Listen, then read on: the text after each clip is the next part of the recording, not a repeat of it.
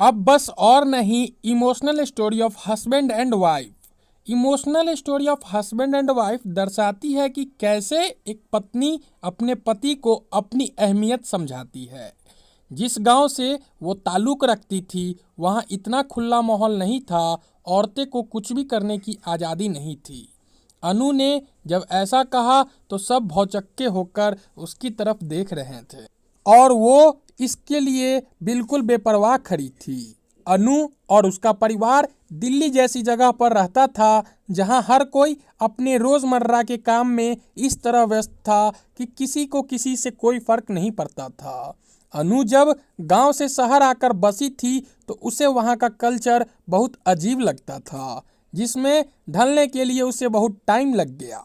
उसने औरतों को कभी इस तरीके से खुल्लम खुल्ला अपने विचारों को व्यक्त करते हुए नहीं देखा था, पर उसे ये सब अच्छा लगा। जिस गांव से वो ताल्लुक़ रखती थी वहाँ इतना खुला माहौल नहीं था, औरत को कुछ भी करने की आज़ादी नहीं थी। वो जॉब करना चाहती थी लेकिन उसे नहीं करने दिया गया। सुमित, अनु के जो पति थे, का जब ट्रांसफ़र दिल्ली हुआ तो अनु भी उनके साथ आ गई और पास के स्कूल में ही जॉब करने के लिए सुमित को भी मना लिया। सुमित अनु को बहुत प्यार करता था, लेकिन गांव के होने की वजह से कहीं न कहीं उसकी सोच खुली हुई नहीं थी। अनु खुश थी क्योंकि वो जब जॉब के लिए जाती तो कोई अलग अलग लोगों से मिलती, बात करती और खुश रहती थी। अनु का एक बेटा था और वो दूसरे स्कूल में जाता था। अनु दोपहर को उसके अपने साथ लेती हुई घर आती थी और सारा काम करती। फिर शाम को सुमित भी ऑफिस से आ जाता। फिर तीनों मिलकर डिनर के बाद पास वाले पार्क में जाया करते थे। उन दोनों की सैर हो जाती और प्रथम, उनका बेटा, वहाँ खेल लिया करता था। अनु सुमित को सारी बात बताया करती और सुमित उसे अपने ऑफिस के बारे में सारी बातें बताया करता था। दोनों पति पत्नी कम और दोस्त ज़्यादा हो गए थे। एक दिन गांव से अनु की सास आई जो उनके पास कुछ टाइम रहने के लिए आई थी।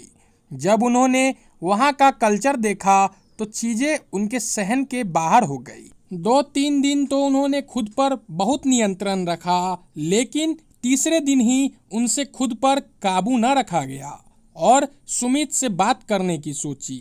उन्होंने सुमित से कहा कि तू अच्छी खासी नौकरी कर रहा है, तुझे क्या ज़रूरत है अपनी पत्नी से काम करवाने की, और वैसे भी मैं घर पर पड़ी बोर हो जाती हूँ, तू उसकी नौकरी छुड़वा दे। सुमित को कुछ समझ नहीं आया तो वो सोचता हूँ बोलकर ऑफिस चला गया। अनु ने ये सारी बातें सुन ली थी तो उस दिन से उसने माजी की हरकतों पर नज़र रखनी शुरू कर दी थी। एक दिन उसको स्कूल में देर हो रही थी तो उसने सुनीता, उसकी सहेली को बोला कि प्रथम को स्कूल से लेकर घर छोड़ देना, वहाँ माजी होंगी। सुनीता ने जब प्रथम को घर छोड़ा तो उसके 1 घंटे बाद जब अनु वापस आई तो उसने सुना माजी प्रथम को कह रही थी कि तू अपनी मम्मी को बोल वो अपनी जॉब छोड़ दे, तो तू जब आया करेगा तो तुझे मम्मी घर पर ही मिलेगी और खाना भी एकदम गरम मिलेगा। माजी की बात सुनकर अनु को बहुत गुस्सा आया, लेकिन उसने बच्चे के सामने बोलना ठीक नहीं समझा। अगले दिन रात को जब खाना खाकर सुमित और अनु सैर के लिए जाने लगे तो माजी ने पेट में दर्द को लेकर सारा घर सर पर उठा लिया और उनका जाना कैंसल हो गया। 2-3 दिन तक रोज ऐसा होता रहा तो उनकी सैर पर जाने की आदत छूट गई। अब सुमित भी अनु से कटा कटा रहने लगा, क्योंकि माजी की सेवा करके जब वो कमरे में आती तो सुमित सो चुका होता और उनकी आपस में कोई बात नहीं हो पाती थी, न ही आपस में समय बीत पाता था। प्रथम के बर्थडे वाले दिन केक काटने के बाद सुमित ने कहा कि चलो आज बाहर खाना खाने चलते हैं, तो माजी ने फिर से पेट दर्द का बहाना किया और बोली, तू लल्ला को घुमा ला, इसका जन्मदिन है, बहू मेरे साथ रुक जाएगी, हम खिचड़ी खा लेंगे। अन्नू मुड़ी और बोली, सुमित ऐसा करो, तुम माँ जी के पास रुक जाओ और माँ जी के साथ ही खाना खाओ, उन्हें अच्छा लगेगा। मैं प्रथम को बाहर घुमा लाती हूँ, सही है ना? दोनों माँ बेटे एंजॉय करते हैं। अन्नू की बात सुनकर सब भौचक्के रह गए और अनु की तरफ देखने लगे, पर वो बेफिक्र खड़ी थी। अनु ने सुमित को कहा कि अब बस और नहीं, और रोज रोज माँ जी की होने वाले पेट दर्द की वजह प्रथम को माँ की जॉब छुड़वाने वाली बात पर बहकाना और सारा काला चिट्ठा सुमित के आगे खोल कर रख दिया।